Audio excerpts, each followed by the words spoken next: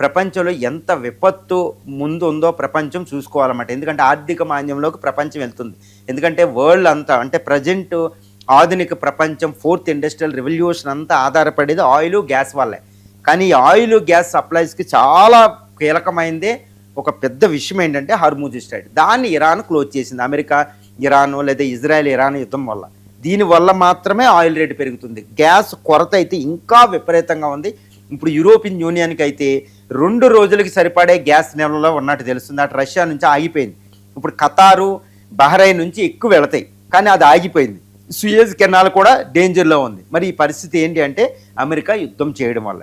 కాబట్టి ఇదే విధానం కొనసాగితే ఇప్పుడు ఇండియాయే ప్రతి $10 పెరగడం వల్ల 1,00,000 కోట్ల అదనంగా మనం ఇంపోర్ట్కి పెట్టాలి.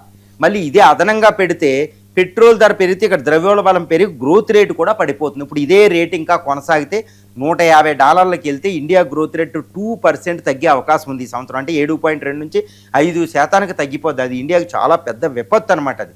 అదేవిధంగా చైనా కూడా అదే పరిస్థితి. ప్రపంచం అంతా ఆర్థిక పరిస్థితి అంతా ఇదే ఉంటుందని IMF, IBRD చెప్తున్నాయి.